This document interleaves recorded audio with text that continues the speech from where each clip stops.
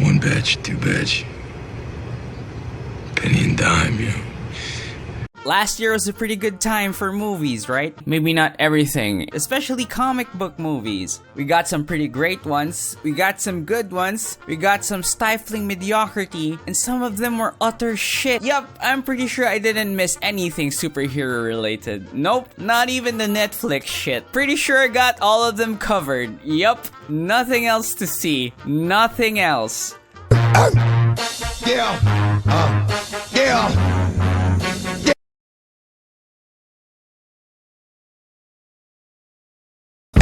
Give it to you. Okay, quick thoughts on The Punisher. It was fucking good. But there's something about the show that I really liked, and I'm gonna discuss a bit, which is how the B-plot is not an annoying piece of shit. Unlike in some other Netflix show that I really disliked, the B-plot. Okay, what's the B-plot? Usually in stories, there's the A-plot, which is the main story, and the B-plot, which is a side story. Depending on the show, there could be a lot of side plots. This isn't to say that The Punisher didn't have a lot of stories going on, but one side story actually took over for like 2 episodes, and we're gonna focus on that. The side story was focused on Lewis and how he became deranged. All I know is that we risked our lives and we did terrible things, and it meant nothing when we got home. Which makes him an interesting foil to Frank, which makes this show an interesting foil to Stranger Things Season 2, where they had an episode that had a similar attempt that was executed poorly. This is so much cancer that I can feel the tumors growing on my back. Can you help a nigga out and just stop this? Please? So without further ado, let's get right to it.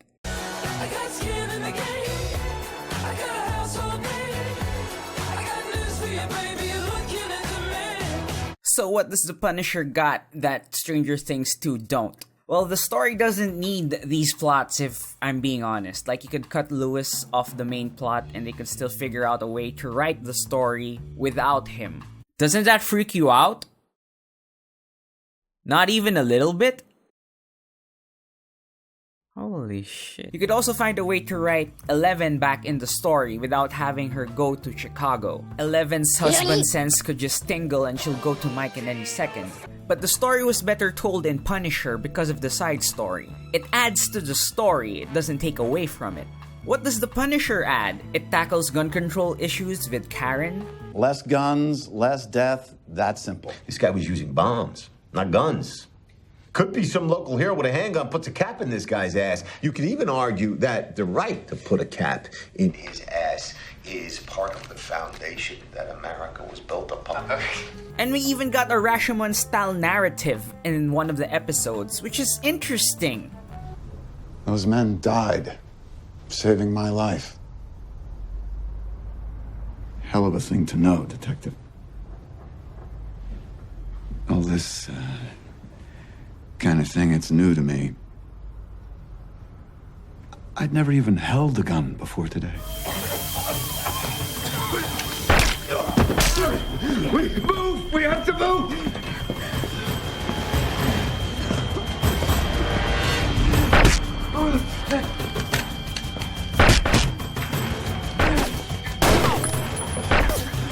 I'm gonna help!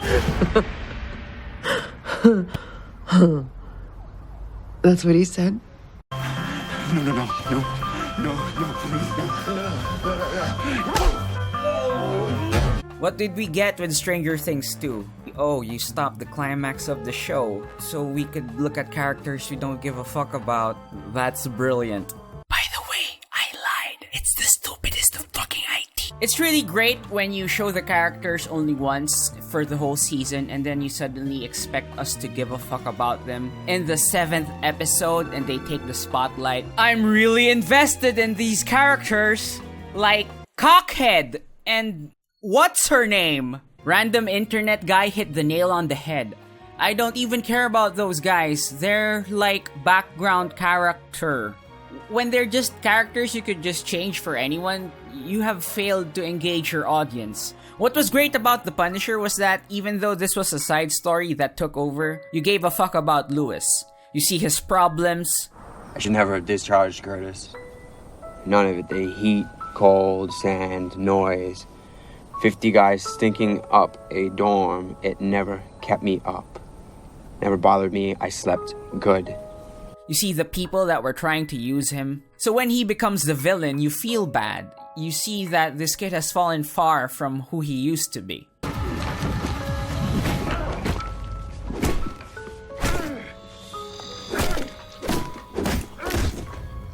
You get some emotional investment.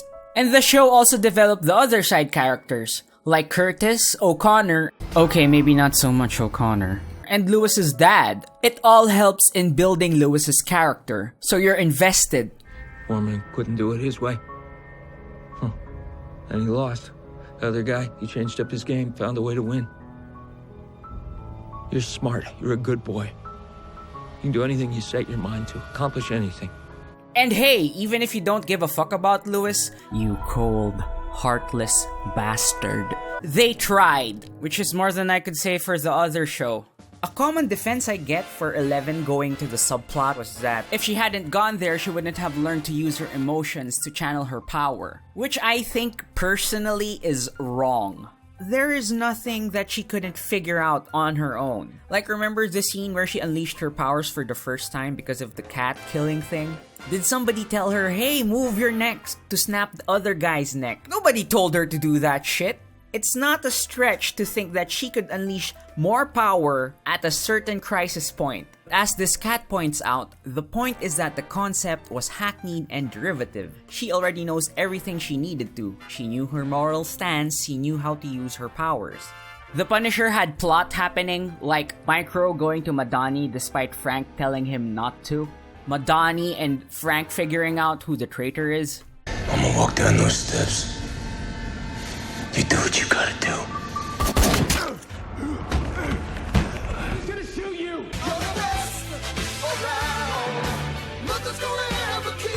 And they're shipping, if you're into that sort of thing.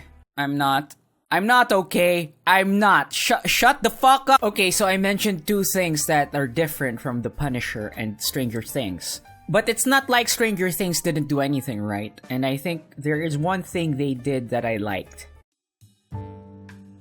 A foil is the mirror of the protagonist, a possibility of what would happen if something went terribly wrong, what would have happened if things were better for him. Lewis is similar to Frank, he believes that he's doing the right thing. But Frank's got rules.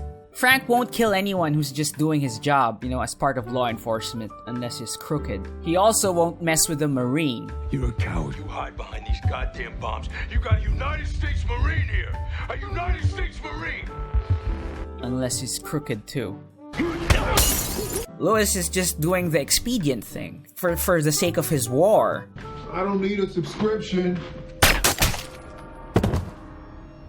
To some extent, I think Lewis's conflict is really self-inflicted. Like, there's a part of his mind that really can't adapt to his new circumstances, his civilian life. Thing is, son, you're not at war anymore. Maybe real life is more complicated. But it's not a fight. You still gotta get up every day. Try and live your life like a regular person. But Frank really wanted to retire after the war was over, but circumstances actually took it away from him. I'm not going back. I'm not gonna stay. I'm done. And hey, who knows, maybe Frank can't really adapt when all is said and done.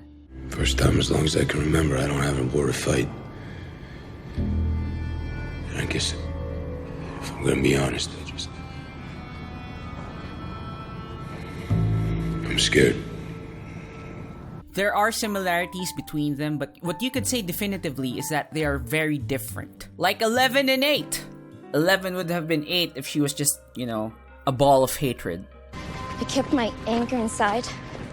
I tried to hide from it, but then that pain festered.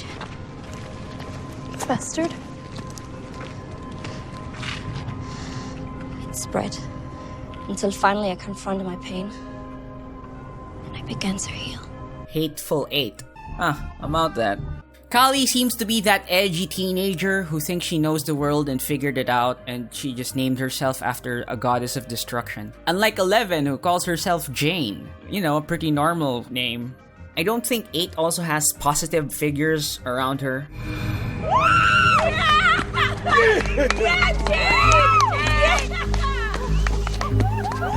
Okay, maybe the Funshine guy, maybe you could argue Funshine is a good guy, but overall, I think the people around her are just using her so that they could take their revenge on the world, the perceived or real injustice that they've experienced. They don't really actually go at it to better themselves or be more positive about their environment. No, they're happy to be skulking around the streets, doing whatever they can to survive, taking it out against the man.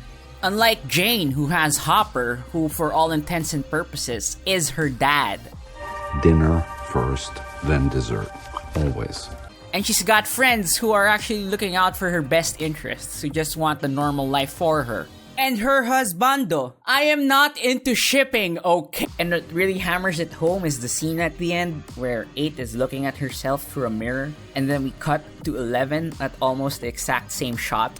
Really subtle. Really, they should have just made the episode about 8, in retrospect. Just cut everyone out. Just have 8 survive on the streets on her wits, alone.